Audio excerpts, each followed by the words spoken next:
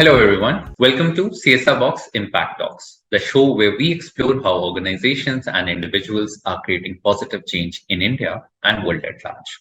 Today, I'm delighted to have with me Ms. Advaitesha Birla. Ms. Birla, a scion of Birla Family, is a young sociopreneur who founded Ujaas, a menstrual health and hygiene social enterprise under the aegis of Aditya Birla Education Trust. Ujaas aims to create a positive and sustainable impact on menstrual health landscape in India by reducing period poverty and empowering adolescent girls and women to adopt effective menstrual health and hygiene management practices. Her initiative reflects the amalgamation of her passion for women's health and empowerment, as well as her belief in the transformative potential of education to derive positive change. Ms. Birla noted the guidance of her mother, Dr. Neerja Birla, founder and chairperson of Aditya Birla Education Trust, in setting up Ujaas at the young age of 18. Currently, Ms. Advaitesha is also pursuing a degree in psychology at University College London. A very warm welcome to you, Ms. Birla. It's a pleasure to have you on the show of Impact Talks. Thank you. Thank you so much for that introduction. I'm so happy to be here today. So, without further ado, let's jump right into the conversation. In this episode, we are going to talk about menstruation. We are all aware that menstrual health is one of the most glaring but underprioritized issues. It unfortunately gets compartmentalized as women's problem instead of getting noticed as a public health challenge, which indeed is a barrier to a progressive nation building. Lately, our society has witnessed several initiatives and organizations advocating for menstrual health and hygiene, which is a good sign.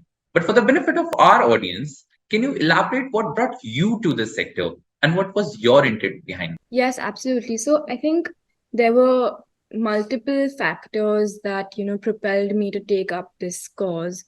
One is, of course, my personal interest towards it. And I think growing up, I started to realize that there are a lot of there's a lot of taboos and stigma around menstruation.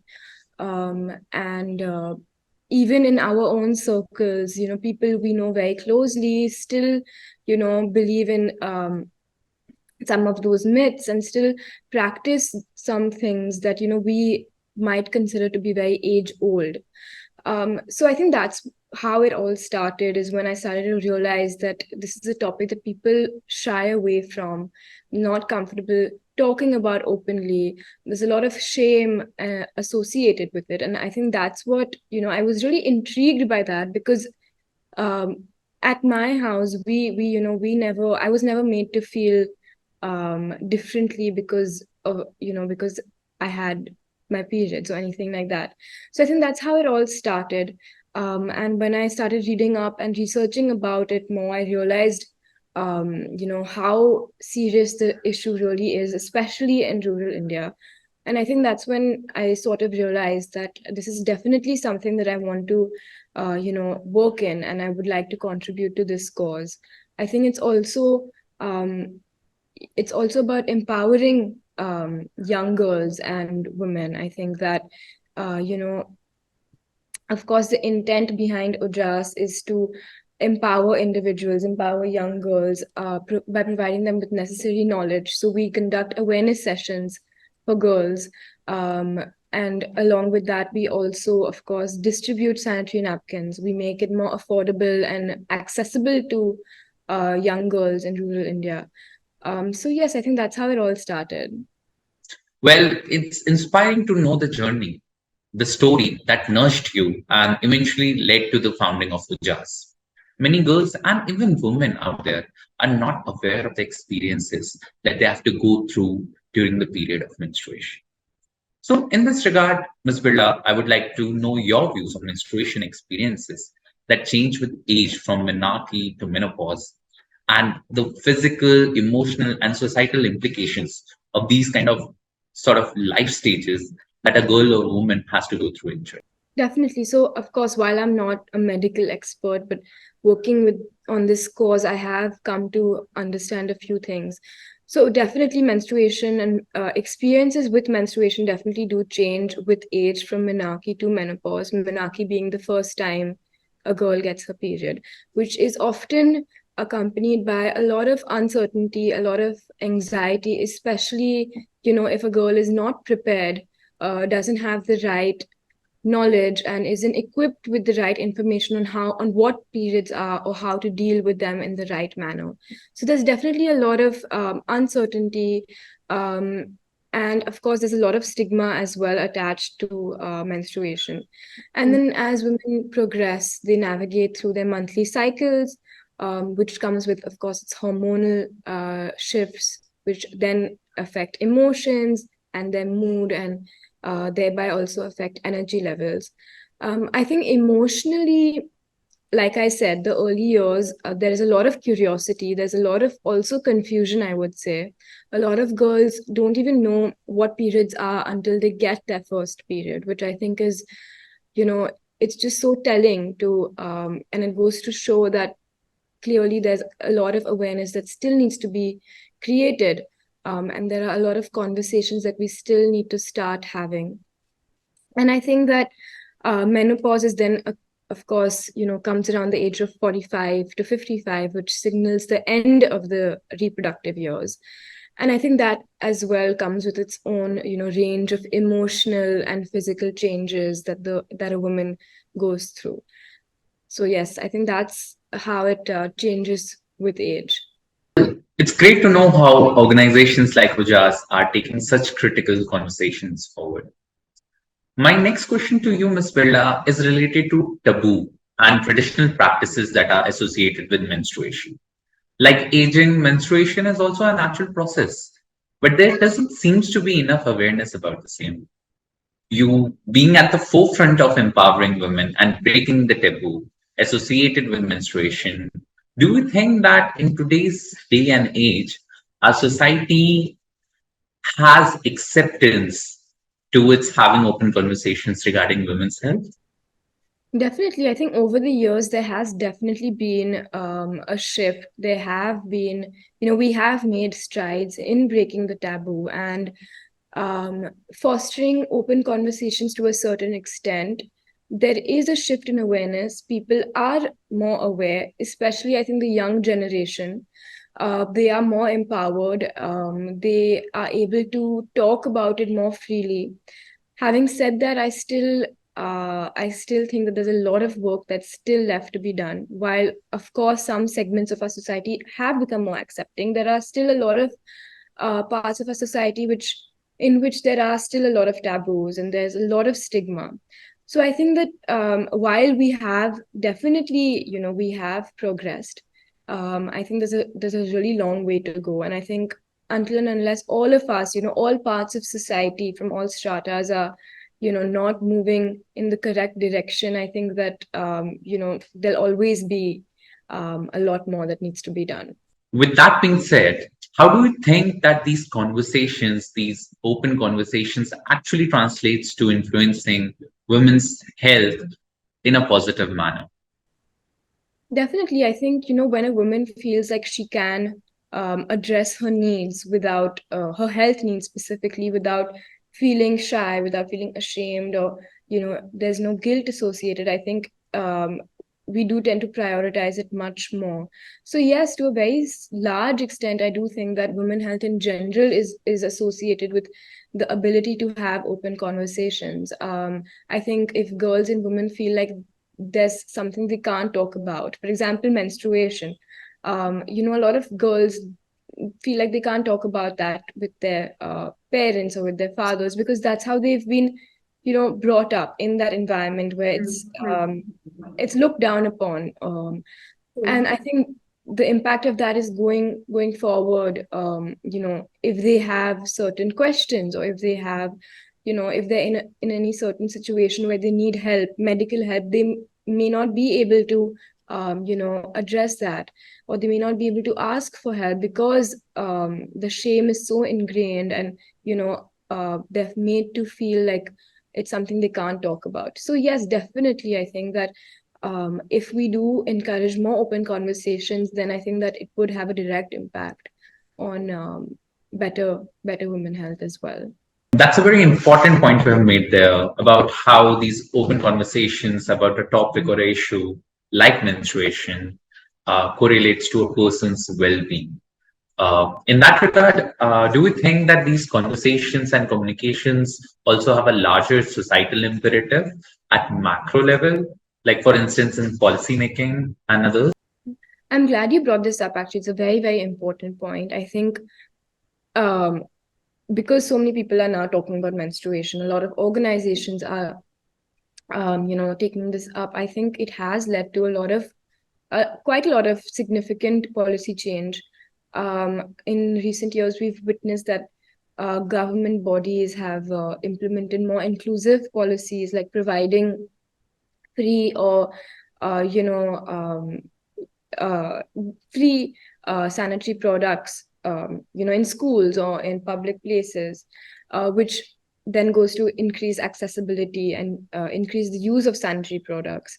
They've also made awareness on menstrual health compulsory in some grades, which I think is a great initiative. And I think that that's, it's really the need of the hour, because school is where it all, where a lot of it can start from. And if schools were taught about the menstrual process and the changes that the body goes through, I think that that's almost like the foundation of our knowledge.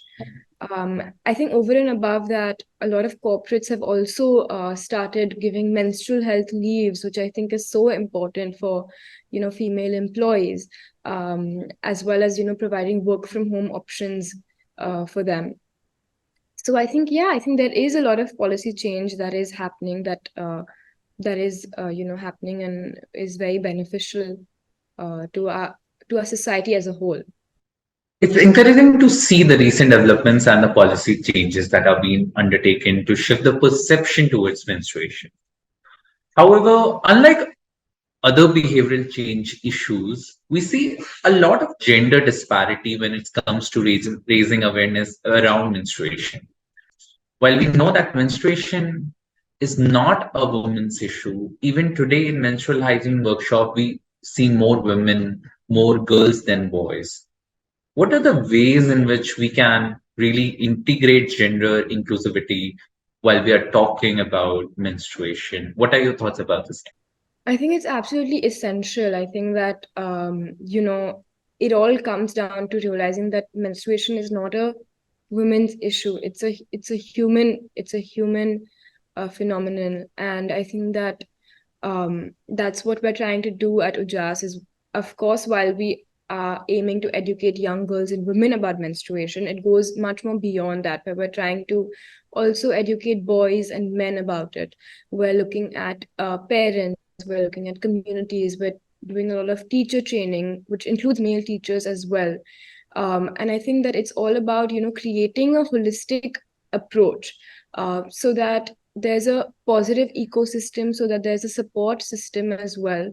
And it's not only about educating girls, as you said. I think it's very important to have a multidisciplinary approach to it. Educating boys is very important because a lot of misconceptions do come from there. A lot of men don't know what menstruation is. At Ujaas, we had this campaign called Let's Put the Men in Menstruation, which was all about having sessions with boys on menstruation, and the response was really heartwarming. It was really nice to see that boys are also, very interested to know what it's all about. And I think that that goes to show that, if we approach it in the right manner, and if we carefully, talk about things like this, that it is very vital to do things like that, and to create awareness across all people, and not only target girls and women. I'm glad that you shared how Ujaas tries to maintain gender parity during its interventions. It would be helpful for our audience if you could share some of the challenges also that you face while implementing such programs on the ground. So specifically, I think when we first started in 2021, there was a lot of resistance overall that we faced. That, a lot of schools said that, a lot of people have come and gone, and, we've heard this many times, and we really don't have the time to like sit and talk about menstruation. we would get a lot of excuses, like, there are exams and there's no time and it's very difficult to like give you so much time. And there was a lot of resistance, I think, overall. But I think that once we really pushed, and you have to kind of go against that resistance. And when the schools and the teachers and principals actually saw our sessions, and they saw how much the girls really benefited from it, that's when they realized that actually this is something really important, and they must give importance and time for sessions like that. I think when it comes to having sessions for boys, I think that very very surprisingly, I would say um, a lot of schools actually approached us themselves, saying that we also want our boys to be educated about this, and it would be really nice if we could do sessions for the boys as well. So I think that it's a really great, it's a very positive step, and it goes to show that people are realizing the importance of menstruation and being aware, more than being aware with the right information, and having the correct information is absolutely essential. Well, more power to you and your team for making such efforts to bring various stakeholders together on board. Moving forward, it would be great if you could share some stories of Ujaas and tremendous journey that Ujaas has transferred within a very short span of time. Definitely. So we started in 2021, and we've done workshops across 17 districts in Maharashtra. We've done about 4,500 workshops, which have benefited 1.5 lakh girls. I'm just talking about girls right now, across about 580 odd schools, and we've also distributed about 25 lakh sanitary napkins. When it comes to impact stories, I think it's really heartwarming to see. But I think a lot of the girls express that before having these sessions, or even when they first got their period, they had absolutely no idea what was happening to them, which came with a lot of anxiety. They were really scared. They didn't know what was happening to them. Why were they bleeding? They had no idea. So I think so a lot of girls express that we were really scared when we got our first period. We didn't know what to do. We didn't know who to go to. um, that also, of course, comes with a lot of missing school. And we've seen that when girls are on their period, they have low attendance, which then obviously impacts their academics, and so on and so forth. And then they do express that once they have the sessions with Ujaas, and they learn about menstruation, they understand the biological process and physically what is happening, along with emotionally the changes that we go through, the hormonal changes we go through, what to do, how to take care of yourself, the things that you should do, the things you shouldn't do. And also we give a lot of importance to what are certain myths that are there in society, and what is the fact. And I think that really helps them understand better. And a lot of girls have come back and told us, and this is something we've actually factually seen, that their attendance increases. And now, even when they get their period, they still are able to come to school. They still attend school. They continue to do the things that they once would stop have doing.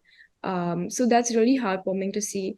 What we also try to do is, while we educate the girls, we also educate their families and their teachers and the schools. So when they come to school, even when they're on their period, they have the support from the teachers. They have um, you know they have a safe place in school as well, to talk to someone if they need something.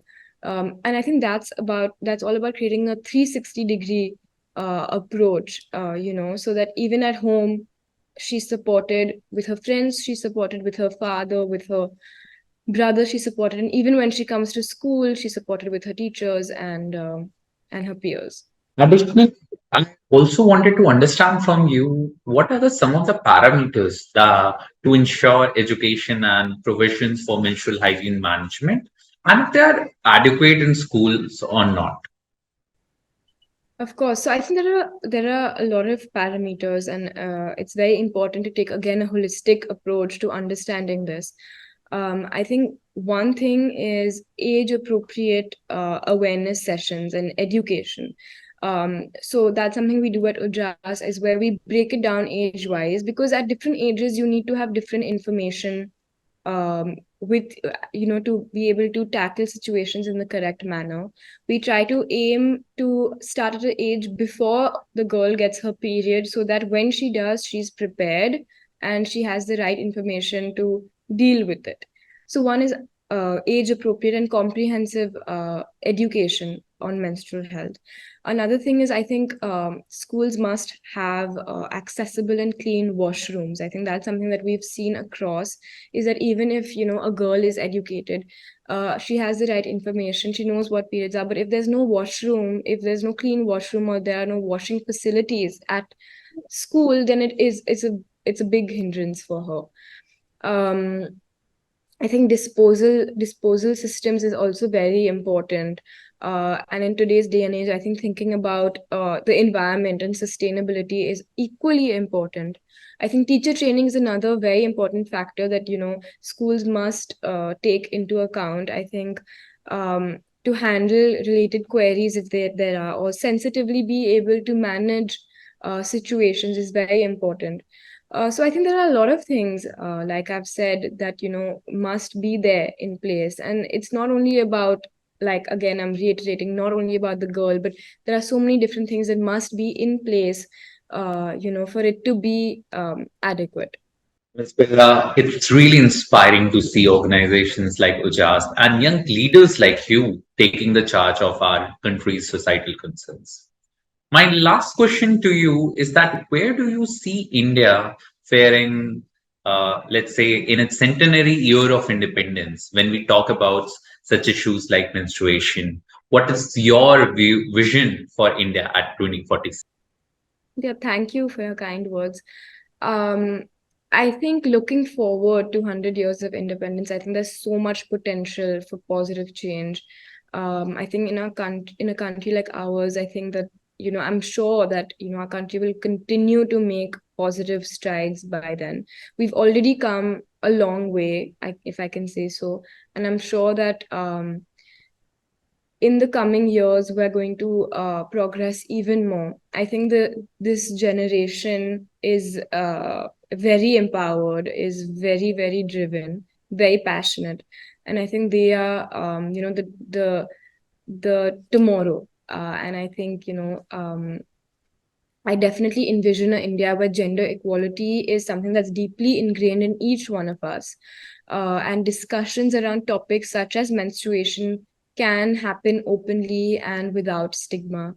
I think adequate education and access to menstrual health will be the norm at that time. Uh, I hope in schools, as well as, like you said, not only schools, but at all levels, ensuring healthier and more empowered girls, women, and everyone. I think the momentum that we're building today will lead to a lot more social reform, contributing to a more progressive nation. So while I'm sure there will be challenges that will come about. I'm sure that the spirit of unity and innovation that our country has will continue to shine, and we will definitely go a long way to make positive and significant change. Ms. Birla, you definitely have set some very high standards by driving such an initiative at your age, while simultaneously managing your lives and academics. We certainly look forward to having a population which is more aware and sensitized when it comes to issues like menstruation. In case there is anything else that you would like to share with our audience, please feel free to.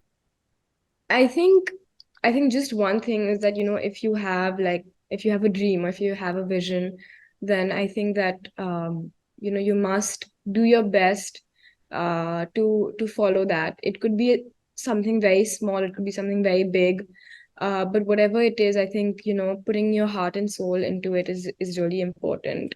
when Ujaas started, it was just a dream. It was a humble dream that I had, and I never even imagined that um, I would be here today, where I would be having this interview with you, for example.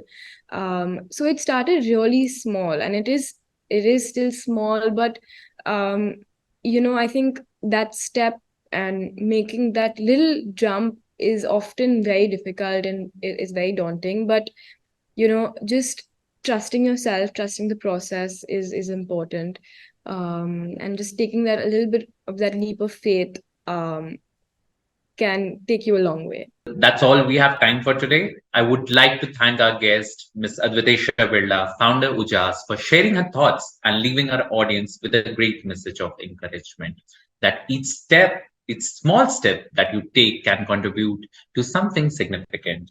The key is to believe in yourself and take the plunge. Thank you very much, Ms. Birla, for your time. And thank you to our audience for tuning in to this episode of Impact Talks. Until then, this is Adarsh signing off. Have a great day. Thank you so much.